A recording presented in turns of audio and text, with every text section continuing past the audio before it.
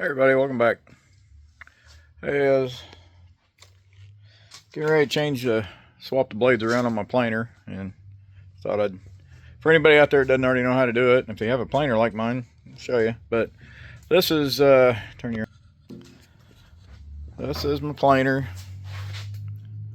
So Dewalt 735. But if you look, kind of hard to see. You can see it there, right there. There's a line right there going all the way across.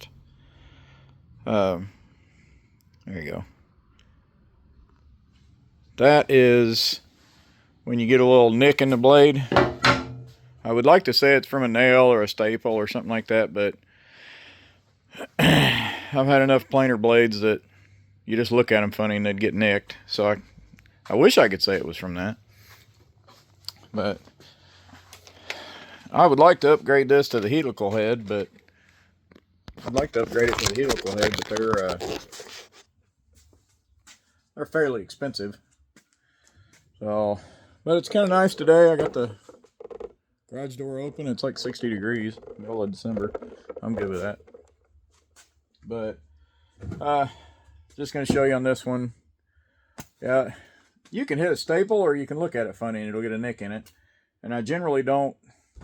I wait till it gets super annoying to flip the blades, because you get one flip and per blade, you know. This one's got 3 blades in it. The last planer I had 2. But it just, I hate flipping blades, because as soon as you flip them, it seems like within a couple of pieces of something, you get a nick in it again. And the nick on that, it's not horrible. You can sand it out, but it gets annoying after a while. So, if I can, I'll try my best to have the worst camera angles I can possibly have for you. So, now at least mine, I don't know, others might not. Mine comes with a tool made into it, and at least on this particular DeWalt model, which it's the 735, like I said, I've already got these loose, but you take these 4 screws loose, you can lift the whole top up. And then let me raise this stand up and get you guys a little bit better shot. Alright, let's see here. There we go. And then on mine anyways, it's got these 3 red long T-nuts. Or T-bolts, I mean. And take them out. And then on mine, this cover here that goes into your dust collection blower, lift it up and you pull a little bit that way. It's got a little lip here that fits inside the blower. And then this is your blade cover here. Now, to take them out and to run them in, I do use a drill. The T-handle you get, it does have the right Torx end on it, but keep this, I'll show you why here in a minute. And I do the final tightening with that T-handle. I don't use the drill. I just take it out and then run the screws down in with the drill.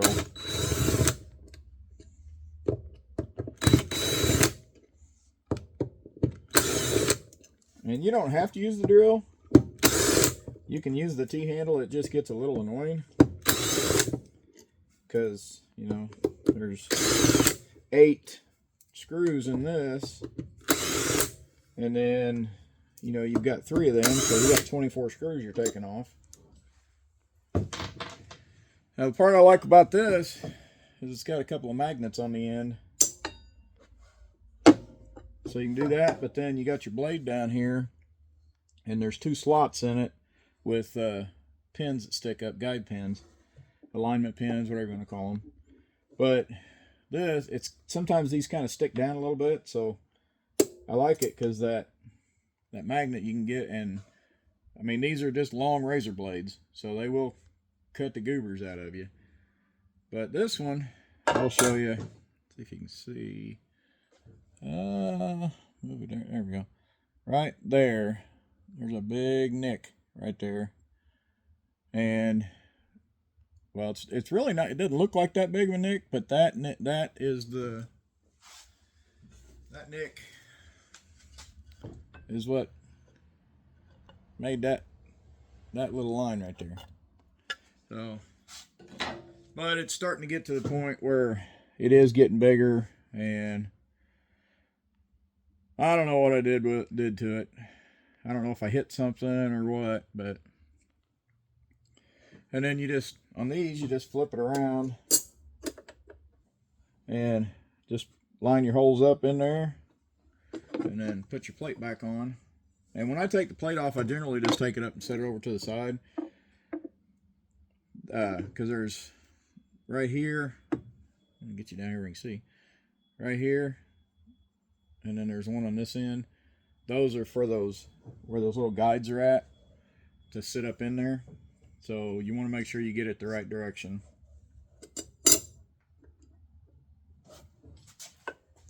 And then I will take the drill and I will run them in just till they're snug.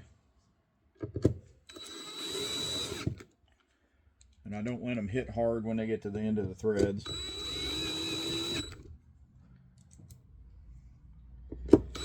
And like I said, you don't have to do this, but it's just a little quicker.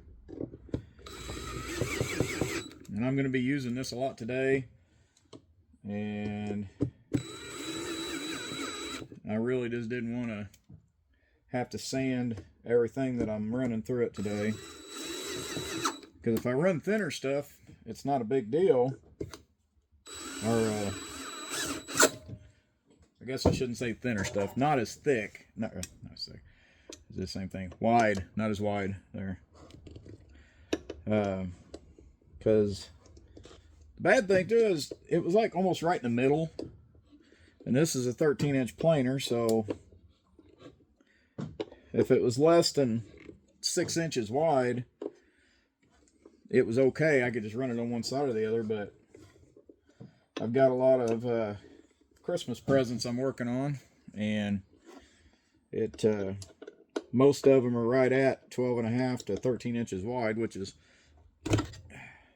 what the max of this width of this thing goes. I've already changed the other two blades, swapped them over, and then when I had this cover off, I just took the leaf blower and I just blew the inside of it out so that it would, just kind of clean it out a little bit. Oh, and look, make sure this is a good time to inspect it while you got it apart. Make sure your chain's good in here, and there's a chain here, and there's one in this side here that raises and lowers the whole thing from your crank. But this right here, this little spring-loaded deal is for that side of the drum. It's supposed to be able to move like that. It's spring-loaded, but these two screws right here, this one over here was pretty loose, and if that would have fell out while it was running, that could have caused quite a bit of issues. So it's always a good idea to check it out, while you got it apart, because I'm not super great at taking this thing apart and cleaning it until I need to swap out blades. Like I said, I would like to put a helical head in this. That's the hope someday, but I don't do woodworking for a living. I work on equipment at my job. So if I did it for a living, it'd be different, but for a good helical head for this, it's about $400, and I just can't see spending that money on it right now.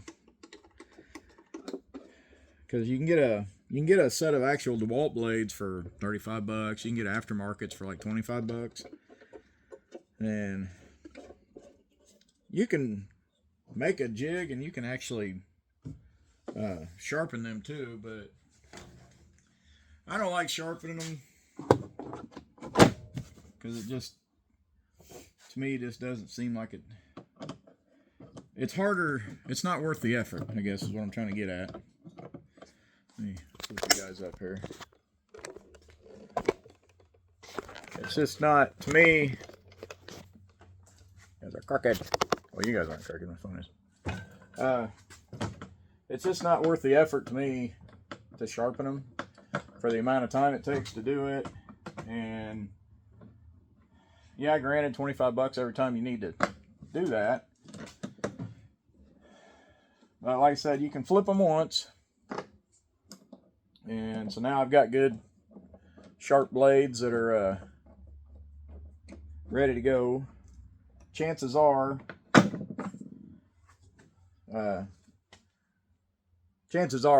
I'll have a nick in it before it. I'll have a nick in it before they get dull, anyways. But I've had some hardwoods, some really hardwoods that, you know, they dull it really quick.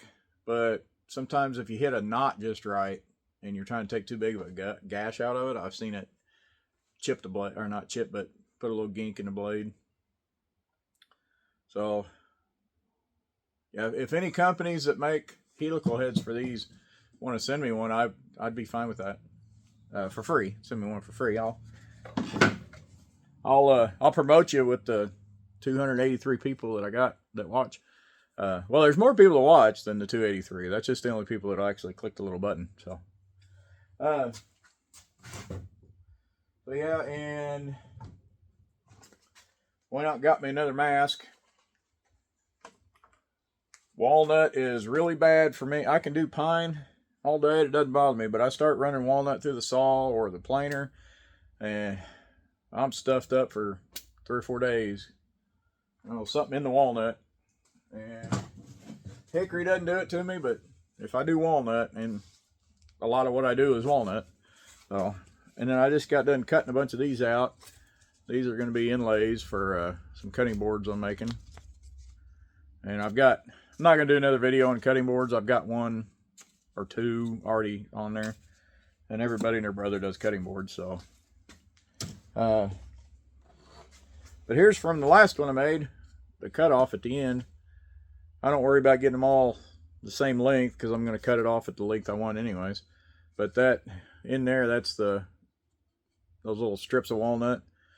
That's those that I use. My son wanted to keep this because it kind of looks like a city skyline or something. And that's hickory. I got a lot of that.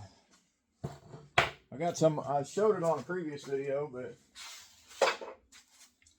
I've got a bunch of this hickory flooring that I got a really good deal at an auction. And it's, you know, it's the tongue and groove, but the ends are already cut off of it. So I just run it through the planer, get the finish off of it, and then where it's got the grooves here for the air to go through when it's a hardwood floor, I run it through the planer and get that off. So it thins it down a little bit, and then I cut it just on each side of this when I save that middle piece, and that works out perfect for cutting boards. Because the thickness I do of the walnut's pretty thick, so it works out real well. I like making the thicker cutting boards if I have the thicker wood. But I just wanted to kind of show that. I hadn't showed doing this yet, and if I do ever get a helical head, I'll show. I'll make a video on how to change that over. So right now I'm just gonna do a lot of cutting and planing and gluing. And I've got a video the other day I posted on here gluing up a cutting board. So if you're interested in that, go back and watch that. That's just me talking about the gluing up and showing how I glue up and what glue I use and stuff like that. So hopefully I got some more stuff coming on here. I don't get to post regularly, and it's just kind of what I'm doing at the time I'm doing it. I do have I needed to do the cutting boards today and the other stuff I'm cutting, but I had a bunch of stuff that I needed to paint and sand because or stain. I sanded it the other day and I painted most of it today. I got to touch up some paint and stain the top. I took it in and put it in the man cave. I'll probably make a video later tonight on it. But I stuck it in the man cave and went ahead and stained it for the first coat so it could dry in there while I'm at, so I could still do this out here, because I couldn't stain and cut at the same time because it gets sawdust all up in it. So I put that in there because I didn't want to stain and then I couldn't cut, and then I didn't want to cut because then there'd be, you know, little floaties in the air and then I wouldn't be able to stain. So I'm just utilizing my man cave as I got drawers and dresser and all kinds of. There's a one video I showed on here where I got a desk that I cut the metal out of. That's in there. I'll make a video tonight showing that. I should be able to put it all together, put those together tonight. And I work weekends at work, so I've got through the week to try to do this and get this channel to grow. So if you guys don't mind, like, subscribe, and share, and click all that stuff. Just an old guy working out in his garage or his man cave, or, you know, I got one where I was out in the driveway showing some stuff on oil filters, changing oil. So, but I do have the garage. My shop is starting to get a little cleaner. I'm starting to get some of these projects out of here. Let me flip you around here. This here, that was the top of that china cabinet. I've got the base done on this. It's got some dust on it I got to knock off. But I've got that done. I'm going to take, oh, I guess I don't. I just seen a spot I got to touch up on the paint down there. I got that. And then that I'm going to turn in, put legs on it. And I'm going to turn that into a little, like a curio cabinet. But I'm just about done. I'm down to not very many projects left. I grabbed a end table. And it's all solid wood. I mean, it's not even laminate. This is actually solid wood. Inside's not solid. The fronts and the top are wood, I guess I should have said. And the legs are solid wood and everything, but I got that for $1 at an auction, so I'm going to sand it down and clean it up and everything. But, so, all right. Hopefully I got some more stuff coming. So, I appreciate it, and hope you guys like and subscribe and all that good stuff. So, talk at you later.